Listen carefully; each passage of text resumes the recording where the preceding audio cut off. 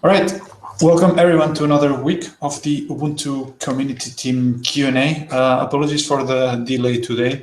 We've had a bit of technical problems, but we're here as every week to answer all of your questions related to Ubuntu, open source, and anything else that we can give you an answer for. I am David Planell. I manage the community team at Canonical, and today we've got David Cullen, who had a long stint at the community team and now moved to the marketing team, still at Canonical. In the updates for this week, other than that we've started preparations for the next Ubuntu Online Summit, OES. I've got David here, who for the last quite a few weeks already has been doing some really good work on a new website, which is not new anymore, called snapcraft.io, and he's been not only gathering but also reorganizing all of the Snappy/Snaps documentation to make it more easy for people to get started. So I thought perhaps we could start today with David telling us a few words of what he's been doing with snapcraft.io and documentation in general. Sure. So hi everyone. So yes, as David said, I'm David Calais and I'm on the marketing team and I'm handling documentation. So there is this website that popped up a bit earlier this year, which is snapcraft.io. And this is a website where you learn about how to make snaps. It started with like this presentation of snaps, then a long tutorial, and we have added a lot more documentation since. I'm just going to share the link on IRC. Oh, you done it already. Okay. So on snapcraft.io, you can learn everything there is to know about how to make a snaps. You have an overview of the general concepts that you need to have a slight grasp on to make snaps. You will learn how the store works, how Ubuntu Core in general works, and of course how to build snaps. It's quite easy. The first snap example, for example, is like 10 lines long. So you just build this file, it's 10 lines, and you run it through this tool to make snaps we have, which is Snapcraft, and I'm sure you know about this one. And you get the snaps. So it's fairly easy to get started. What I've been doing is gathering feedback and data on how people use this site and optimizing the documentation. Recently, there has been some new pages, such as the environment variables page. It's in documentation reference environment variables, and it's a set of reference variables that are available on any snap system. And I'm sorry, I'm a bit sick today. I guess you can hear that, but I guess it's okay. Thanks, David. We appreciate you coming to the Q&A in any case. So this reference section holds everything that are, let's say, stable in the snap world, which is snaps are project moving at a very fast speed, you can say. So here you have everything you need to know. Each time there is a new release, it's updated. If you need, for example, to make a snap based on a gulp build system or Node.js or Go or GoDeps, you can just go to the reference section and you have an explanation for every build system, or you can use the Snapcraft plugins that go with it. And of course, examples. The example section is quite fun for plugins. Well, quite fun, I think, because it's just a link to GitHub, and it will search all snaps that use these Snapcraft plugins. it's quite handy. You can just browse real-world examples, and it's also quite handy because if it's broken, it's not my fault. It's GitHub fault. And yeah, that's pretty much it. There is quite a lot of documentation there. If you have issues with it, you can just report a bug. I think if you report a bug, it will link you, yes, to the GitHub issues page for this project. Yes, that's pretty much all there is to it. It's really straightforward to browse, but I'm really looking forward to feedback all the time. And of course, Excellent. there is another big piece of documentation coming, which is the Ubuntu core documentation. There is going to be an early release of it this week, by the end of the week. It's really for people who want to build devices using Ubuntu core. For example, if you want to create a new device, for example, based on a Raspberry Pi 3. Let's say this device would be pre-installed with some snaps, for example, a Rocket Chat server or an Xcloud instance. You will have documentation on how to build these images, how to publish them, how to update them, or to manage them. So this would be quite early documentation. We are not, the Ubuntu core images are not fully released yet, but it will be what you need to get started and start having fun with this. And that's it for me. Thank you, David. Sorry, I was just being pinned. I was actually trying to find out the answer for one of the questions. In the meantime, trying to find the expert. I haven't looked at questions. Yeah, we've got a few queued up. But David, now that we've got you here on this call, I think one important part or one interesting part of the Snapcraft.io documentation is the fact that it's all generated from the GitHub repo where the docs are created, right? Yes, it is. So there is a repo for the website itself and a repo for the documentation. I'm just going to link to the documentation if I can find it.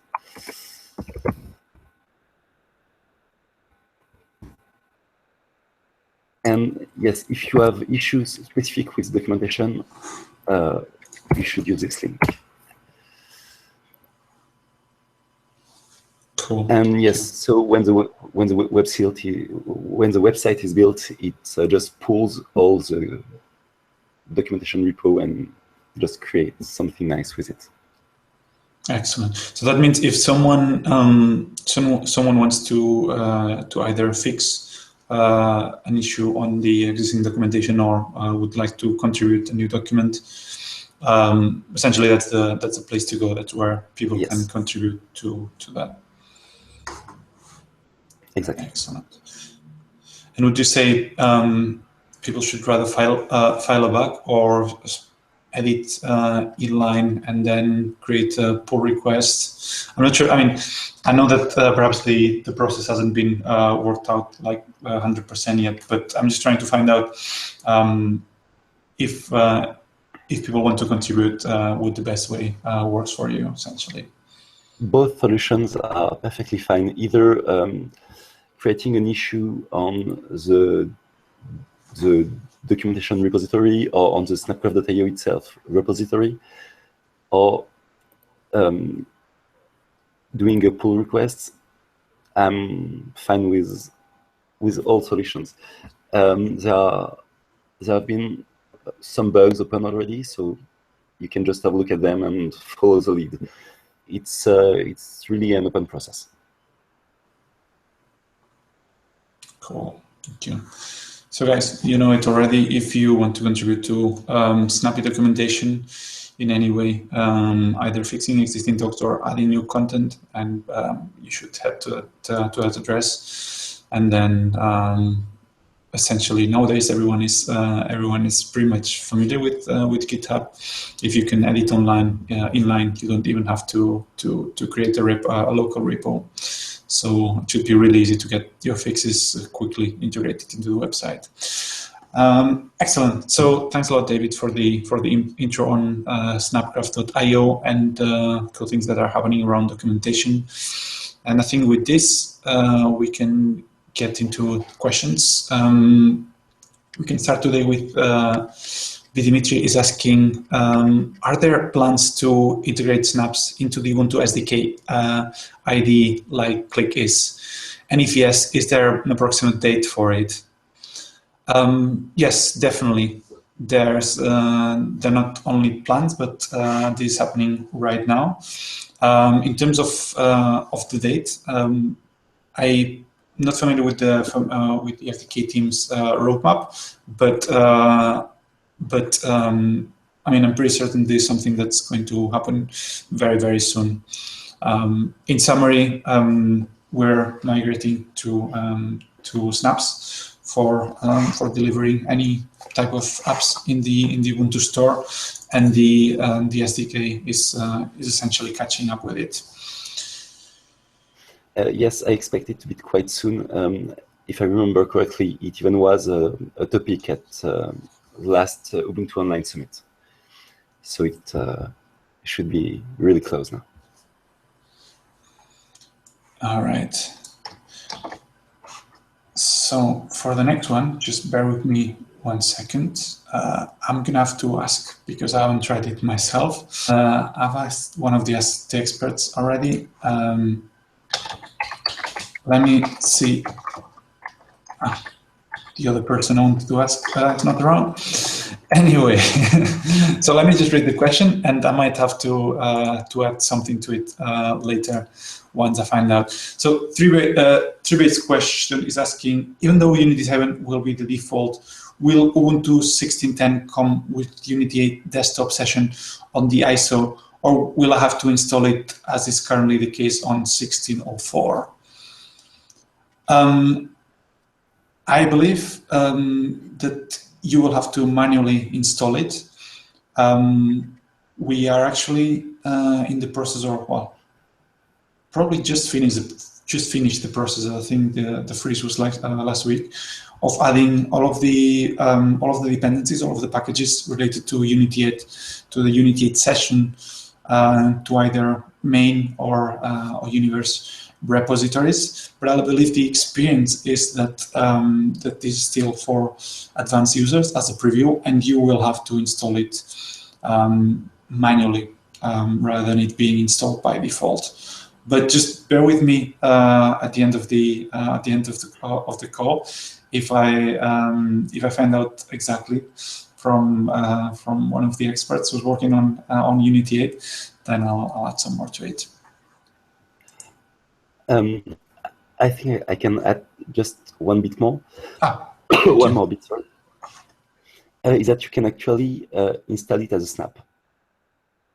There is a Unity 8 snap session. I don't remember the exact name of the snap, but I guess you can find it, you can Google it. And I haven't tried it, but... You're a bit of a teaser, David. I see. Yes, I know. Excellent. All right.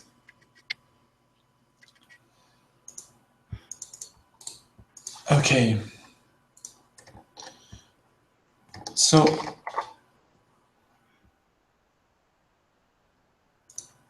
I'm going to take the next one. Question from Dragon Byte. Any information on the purism, and will Ubuntu Mobile be ported over to it? Or is Ubuntu Canonical involved with them at all? So yes, I've heard about this phone, like everyone, quite recently. But as far as I know, we are not involved with them. David? Yes, I can. I mean, I cannot confirm that we are involved. Meaning that Yes, plus one of what David was saying. I was just looking again at the Prism page. I know that this question came up in the past already in one of our Q&As, but no, I mean, we're always looking for opportunities to collaborate with other projects, but Prism, at least as far as I know, is not one where we're working with at the moment.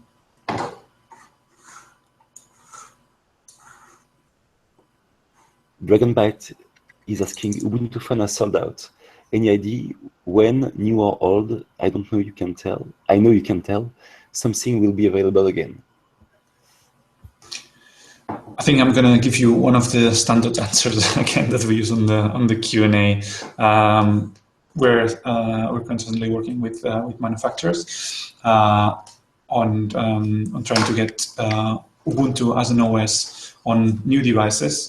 This is not just limited to phones, but also tablets or devices where converged Ubuntu can be run. But at the time, we don't really have any news to share. In terms of the stock, it's mostly up to the manufacturers when and how they make the phones available. So right now, I cannot really tell you when they will be back in stock again. Simon 2 is asking, what did you initially do at Canonical and how is that different from today? All right, I used to bring coffee and it's not that different from today. No, just kidding. I've actually been on the community team ever since I started in Canonical.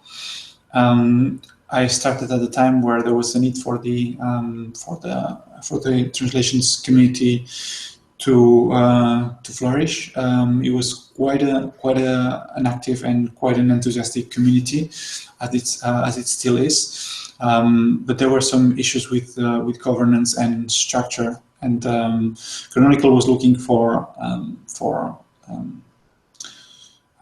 someone to coordinate and liaise with that community, and also to make sure that that community work could work well with business interests as well.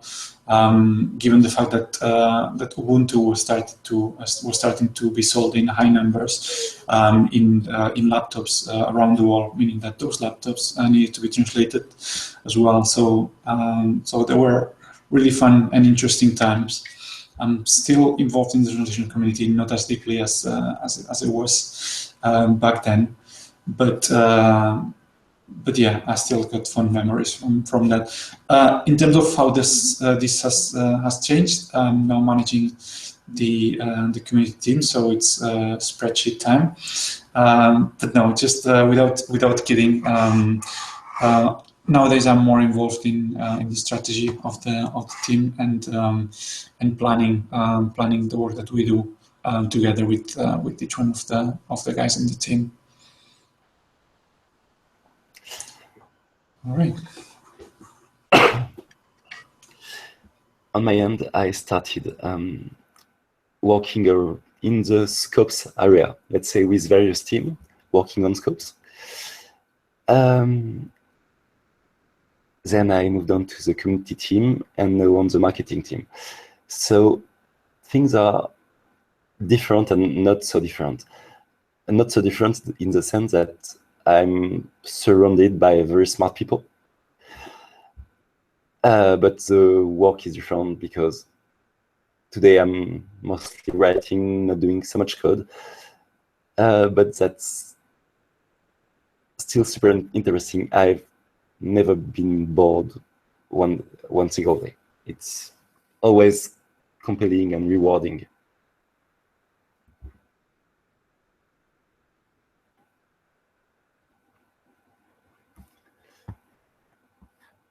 Sorry, I was just trying to unmute myself. I've got too many windows open. All right. Three-based question is asking, are background app processes on the way, and is that something that could be done through snaps? I'm guessing the context of this is based on the fact that that the life cycle management on the phone does not allow background app processes. I know that there's some conversations around how to run these services, especially on a converged environment where on a PC these processes are not as critical for battery life as on phones. But I don't really have much of an update at this time in terms of whether they could be done through snaps.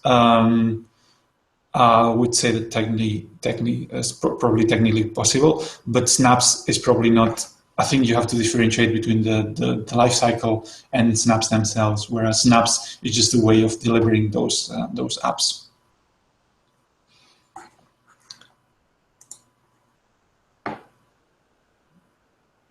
Chloe Wolfigirl is asking,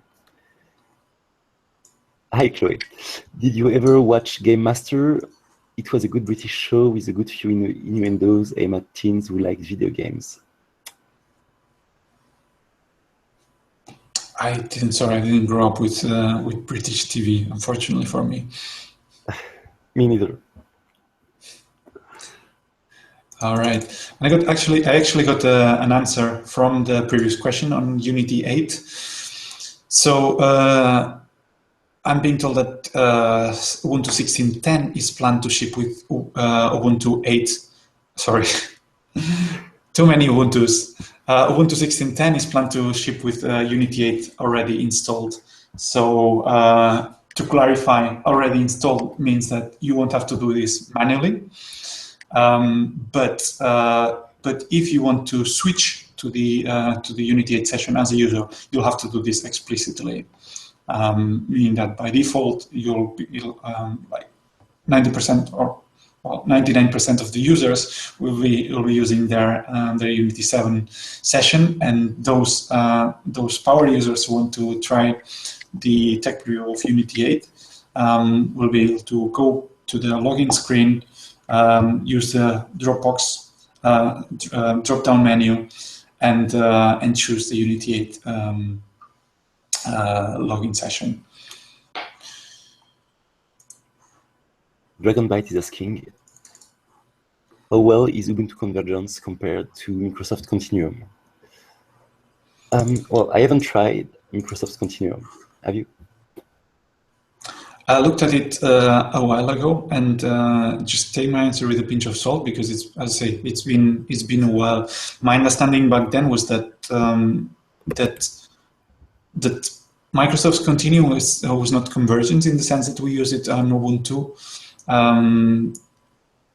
If I remember correctly, you had to have a set of apps that had to be enabled to be able to work on different devices.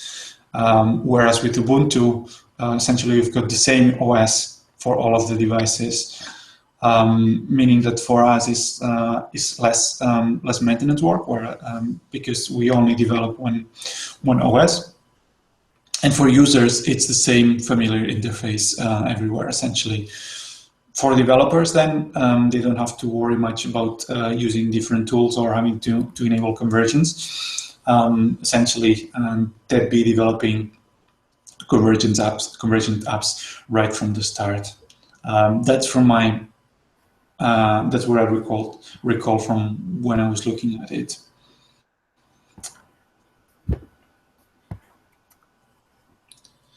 All right. Chloe says, oh, sorry. Go on, David. No, it's okay. Dragonbite is asking if Canonical is hiring, and several people have answered with the same link, which is canonical.com/careers, with all the vacancies.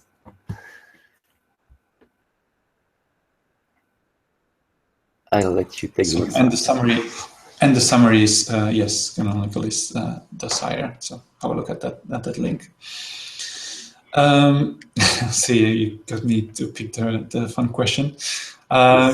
Chloe is asking, as last week, are there any updates about the HUD messaging things, notifications, and news scopes? I don't think there are any updates since last week. I know that there's been talks about the HUD again. So perhaps we might be able to share some news in the upcoming weeks. We're actually preparing a sprint, a snappy sprint, and I did see the HUD mentioned somewhere in the sessions. So so Chloe, perhaps in 2-3 weeks' time, we might be able to give you a different answer than in recent weeks. Okay, another question from Chloe, unless I missed any. Will Unity 8 work? Sorry, will Unity 8 with Mir work on a lot of old hardware, and will it work well on older hardware than Ubuntu with Unity 8? Would Unity 8 work on computers from 10 years ago or older? That's a really good question. I'm not sure I can give you a very detailed answer. I mean, essentially, there shouldn't be much difference from Unity 8 or running Unity 8 or Unity 7 on a computer. So essentially, Unity 8, if we take Mir out of the equation for a minute, Unity 8 is based on Qt, which already runs on Unity 7. So if as a framework and as applications being created with that framework, there's no difference between running them on, in terms of performance, running them on, or no significant difference in terms of running them on Unity 7 or on Unity 8 or on a recent computer or on an old computer. What I'm trying to say is that Qt itself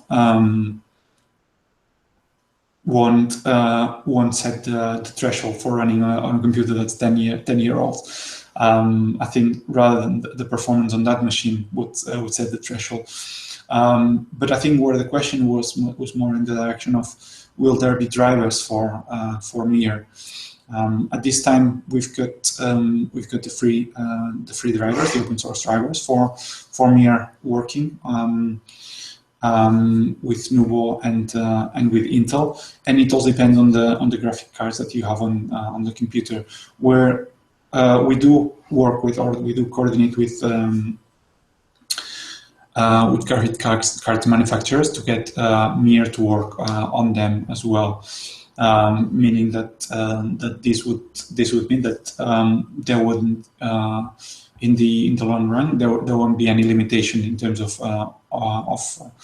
drivers. But I think one nice thing to see will be in a few weeks' time when well, actually not so many weeks, as we're approaching the end of October, you'll be able to test the Unity 8 on 1610 as it is right now.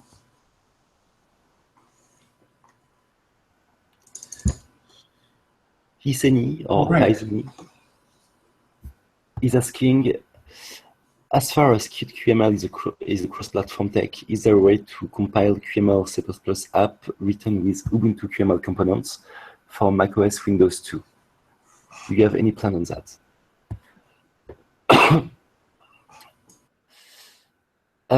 That's a good question. I think the Ubuntu SDK relies on libraries available on Ubuntu, so I'm not sure how that would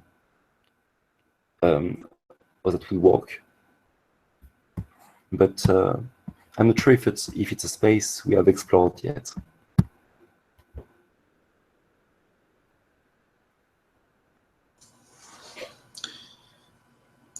Okay. Yeah, I mean, and to add to that question, I think while it might be technically possible, it is not something that there is a big priority in our platform. As we always say, Qt itself is open source. If there's anyone who wants to explore that possibility, which might have already happened, I'm not that familiar with Qt running on Mac OS. Although I know that it runs pretty well on Windows, then they can join the Qt community and have a go at either testing or helping implement that.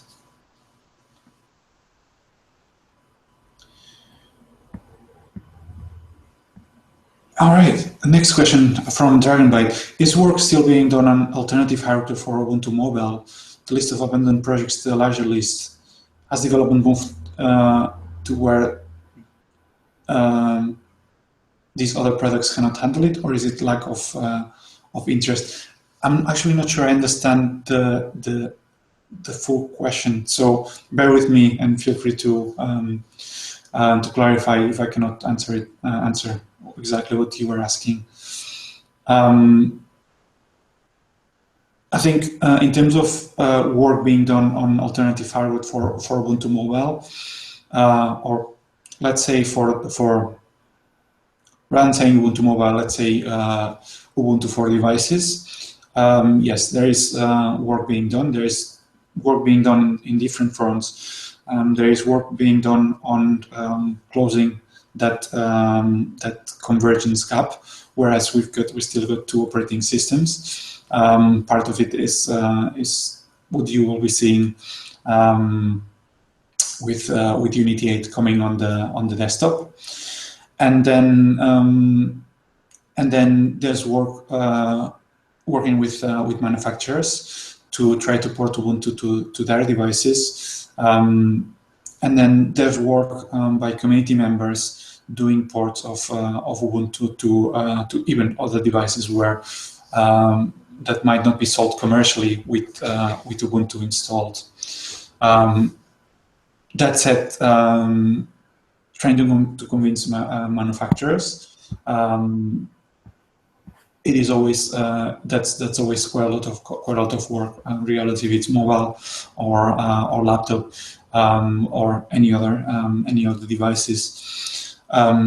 So this conversation generally take quite a long time, and generally we don't share the information as unless it's a done deal, essentially. So that's why you don't see always like regular progress on the deals that are going on or on the conversations that are currently happening. Dragonbyte is asking, is 16.10 still on schedule to being released next week? As far as I know, yes. We are still here. Yes. So generally, if there are any variations, they are on the schedule. They are published, and that wiki page, which I just pasted on IRC, is updated.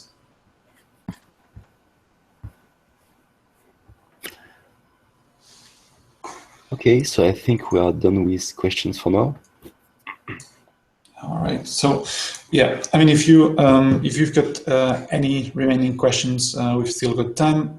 Remember to prepare them with the word question so that we can spot them straight away. If not, if there aren't any other updates that we might have at this time, then I'd say thanks for everyone. Thanks to everyone for joining us. Next week we will have probably Michael Hall or tag teaming with Alan Pope, and I need to have a look at whether we've got any guests lined up. But if we have, then we'll do the announcement during the week, and then you'll be able to post your questions to our next guest.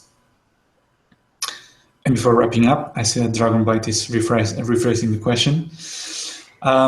Is work still active on installing Ubuntu Mobile on just about any device, or is it focused on the smaller list of devices? Okay, yeah, I think that makes the question clearer.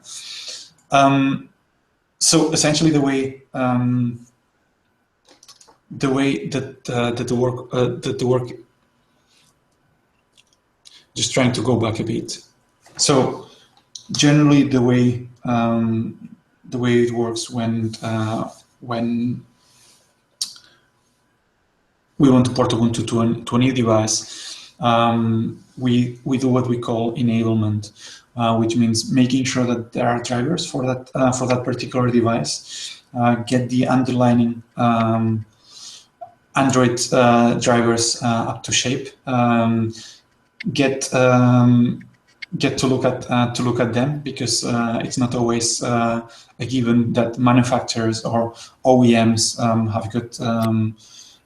or can give access to that code, and then making sure that hardware access layer is working, and then from that it's essentially tweaking and working on making sure that Ubuntu is enabled for that particular device. Ideally, Ubuntu working on mobile devices would be a general purpose OS, which it is in any case. However, you always have to think about this hardware layer, and that's generally what does make it a bit more difficult to have Ubuntu running on a device as a universal OS. I say Ubuntu is already the software as in universal OS. Sometimes you do have to make some tweaks to get them to work on a particular device, but generally the work to any device enablement is particular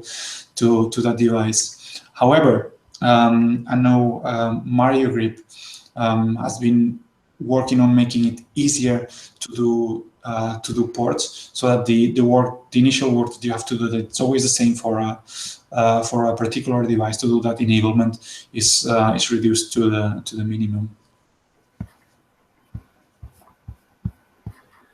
And yes, as a user myself of one of these ports, it's incredibly useful. And huge thanks to Mario Grip for this.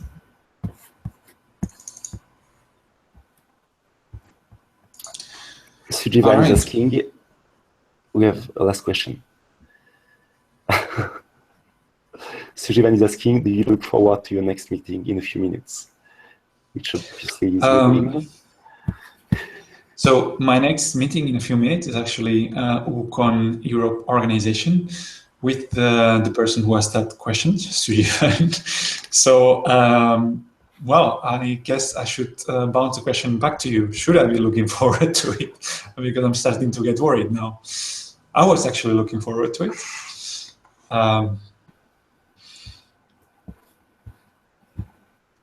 Alrighty, so it seems that the best questions are coming to the in the end. So when will there be an Ubuntu Watch? Well, we generally don't do announcements of new devices on these Q&As. However, IoT and connected devices are a big focus right now on Ubuntu.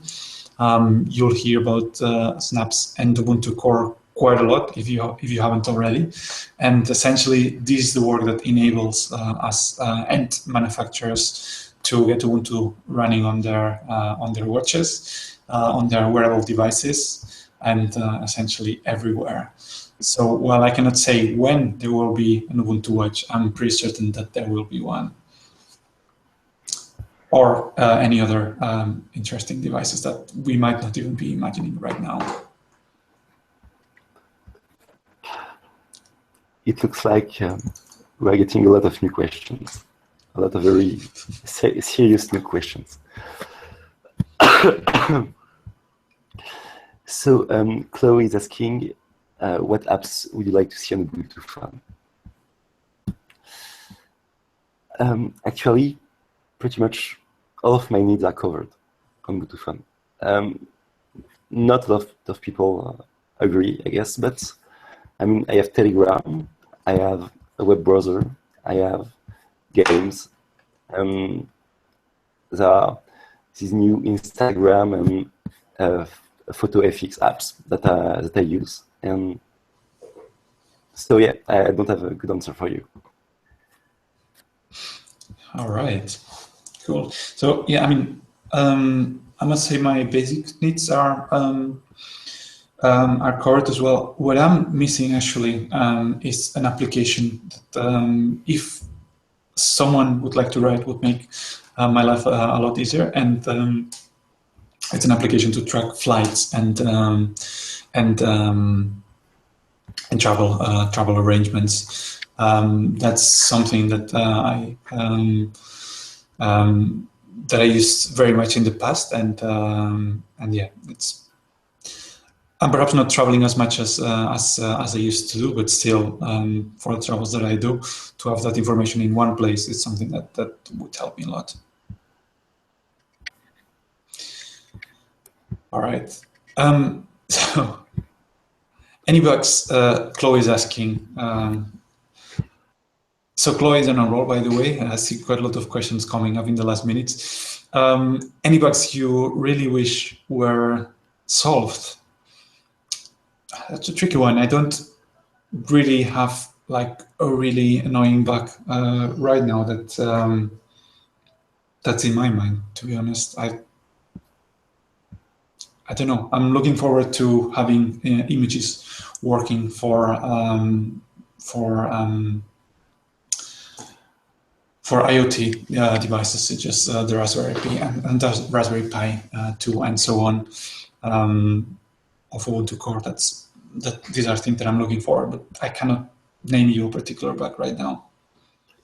Well, you can consider this bug solved because this Raspberry Pi 3 is running Ubuntu Core. Excellent. All right. And is the documentation updated, David? I'm guessing you are the right person to ask. Right.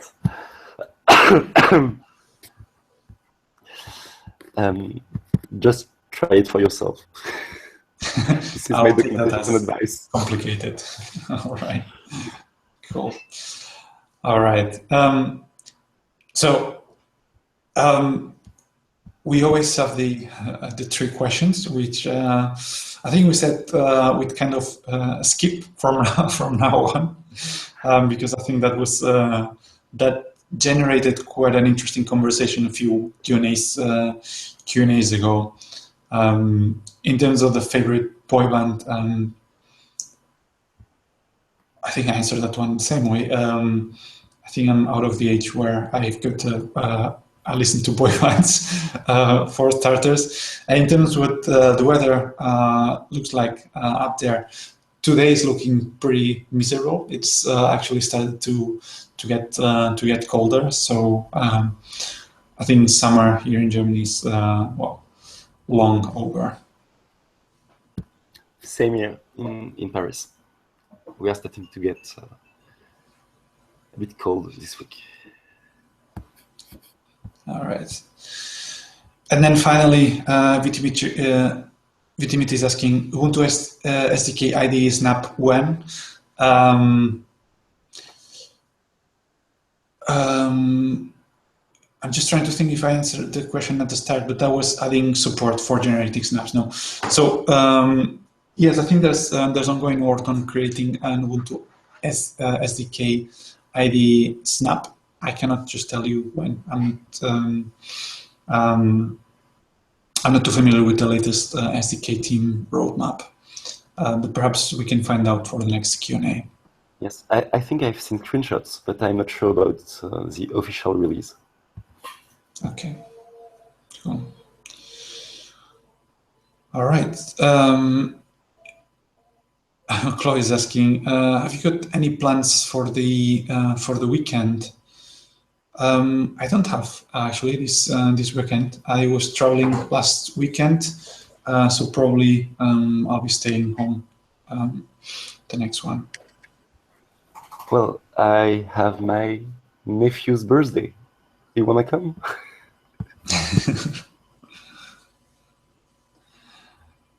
And Dragon Bite is asking, have you ever found the speaking language causing funny outcomes? I see what you mean now. Oh, I see. As in confusion. When talking perhaps a language that is not your native one. Yes, we have, but I think the issues that, yeah, I think that's material for a whole story. I think I'll keep that one for myself. Sorry. Same here. None that I can talk about in public. All right, then. So that should keep it interesting for the next Q&A. All right, then. So we've got just a few minutes left. I'd say let's see if there are any last-minute questions. If not, well, as we were saying earlier on, before some of you guys started on a roll with your questions. There you go. There come the last-minute ones. So, is it possible to run Unity 8 session on an Ubuntu VM? I believe it is, actually. I think so, yes. But given the fact that that it will be installed by default and you can switch manually, then I think most people who install Ubuntu on a VM wouldn't necessarily do it just to test Unity 8. So I'd say just go ahead and install it. Yeah, I'm not sure it has been heavily tested, because that's not a use case we are really expecting for Unity 8, but well, at this state at least. But it should work. Cool. All right. Hameloid is asking, when will Miracast work on DMX4? I haven't been following it, to be honest. I'm not sure, David, if you're familiar with that project. No, I've stopped following it. I don't have any relevant updates. Okay.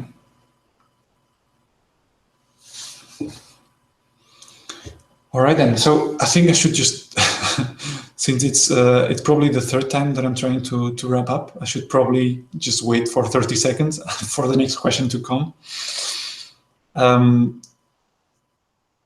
Other than that, just as a reminder, we've got the Ubuntu On Air account. Feel free to subscribe to get notifications the account on Google Plus and on Twitter.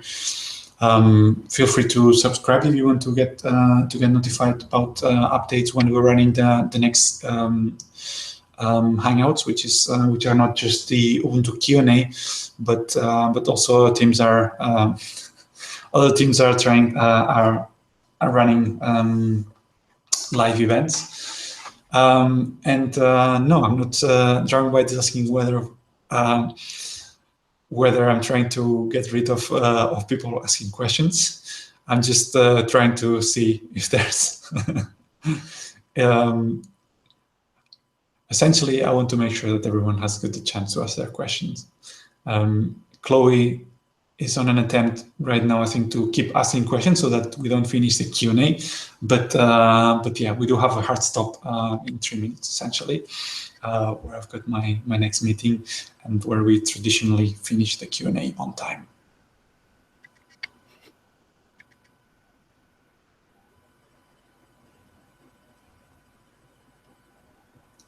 I think we are good.